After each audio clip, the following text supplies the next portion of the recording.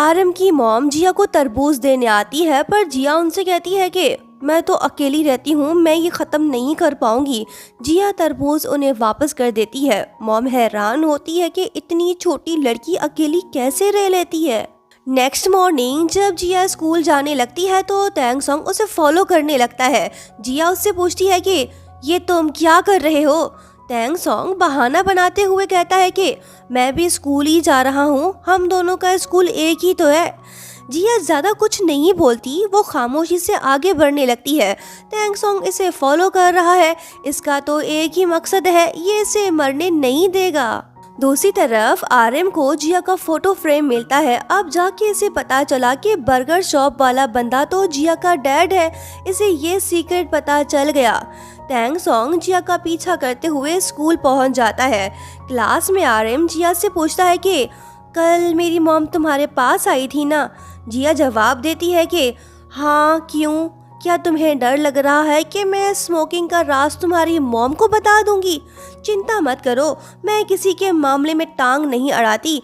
चल अब निकलो यहाँ से, मुझे पढ़ने दो। एक क्लासमेट जिसका नाम यूना है वो आरएम को लाइक करती है। जब ये आरएम को जिया से बातें करते हुए देखती है तो बहुत जेलस हो जाती है। देखते हैं ये लड़की जिया के लिए कौन सी मुसीबत खड़ी करने वाली है। नेक्स्ट सीन में जब जिया अकेली बैठी लंच कर रही होती है तो तभी तीनों भाई आके उसके साथ बैठ जाते हैं। जिया तो कंफ्यूज्ड हो गई। ये देख यूना भी जल उठी। इसकी जेलसी और ज्यादा बढ़ गई और वो सबको बताने लगी कि मैंने सुना है कि जिया को पुराने स्कूल से निकाल दिया गया था। ये बात सुन दूसरी लड़कियां जिया से पूछने लगती हैं कि क्या ये सच है, तुम्हें क्यों निकाला गया था?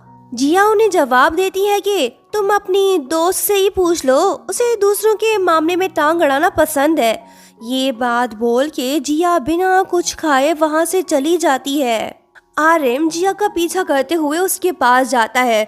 जिया उससे कहती है कि तुम भी मुझे कुछ सुनाने आए हो क्या? आरएम जवाब देता है कि मैं तो कुछ और ही पूछने आया हूँ। उस बर्गर शॉप के ऑनर तुम्हारे डैड है ना? ये बात सुन के जिया हैरान हो जाती है। कुछ देर बाद वो पूछने लगती है कि तुम्हें ये बात कैसे पता चली? आरएम जवाब देता है कि मैंने तुम्हारा फैमिली फोटो देखा। जिया कहती है कि तुम किसी को मेरी पहचान के बारे में मत बताना, बदले में मैं तुम्हारी स्मोकिंग का राज किसी को नहीं बताऊंगी। डील पक्की? जिया उससे प्रॉमिस लेती है। अब ये दोनों एक दूसरे के सीक्रेट्स किसी को नहीं बताएंगे। दूसरी तरफ स्कूल के बाद जब जिया घर वापस आ रही होती है तो फिर से तैंग सॉन्ग उसे फॉलो करने लगता है। जिया भागती है, तैंग सॉन्ग भी इसके पीछे भागने लगता है। वो रुकती है तो लड़का इससे टकरा जाता है। जिया गुस्से में पूछती है कि तुम भाइयों की प्रॉब्लम क्या है, स्पेशली यू, तुम मुझे हर वक्त फॉलो क्यों करते हो?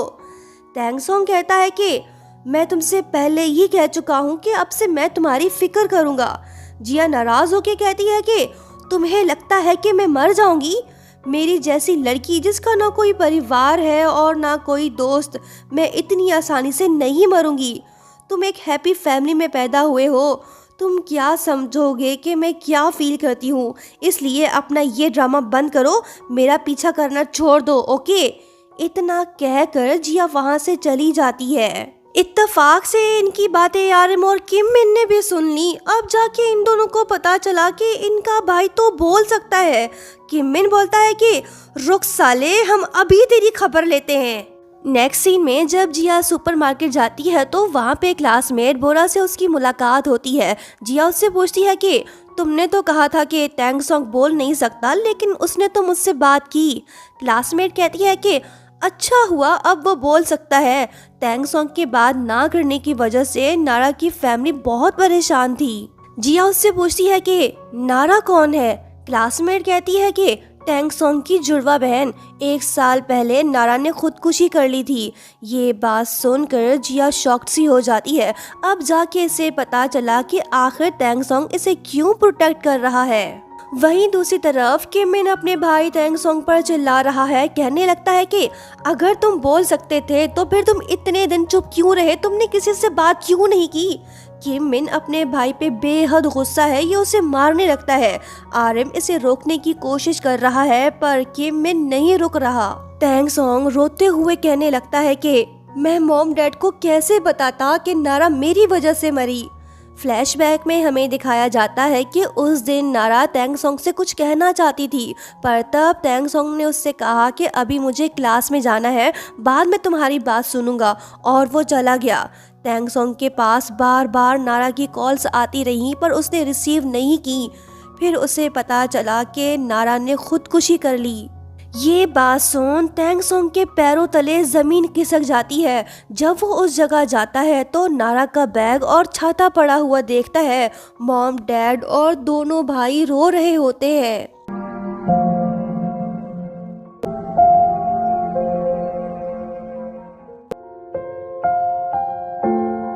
प्रेजेंट में टैंग सोंग रोते हुए कहने लगता है कि तब से मैं गिल्ट में जी रहा हूँ। अगर मैंने उस दिन नारा की बात सुन ली होती, अगर मैं बाहर ना गया होता तो शायद आज नारा जिंदा होती। मैं ही उसकी मौत का जिम्मेदार हूँ। तीनों भाई नारा को याद करके रो रहे होते हैं। तभी एक लड़की येलो छाता लेकर वहाँ पे आती है। एक पल के लिए तीनों भाइयों को लगा कि उनकी बहन नारा वापस आ गई।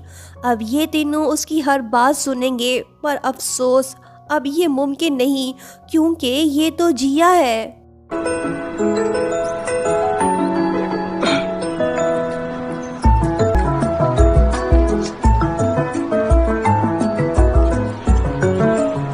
क्या ये लड़की इनके बहन की कमी पूरी करेगी? क्या ये तीनों भाई इसे प्रोटेक्ट कर पाएंगे?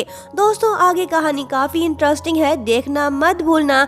लाइक शेयर सब्सक्राइब और हाँ अपना प्यारा सा कमेंट करते हुए जाना। Thank you so much for watching. Bye bye.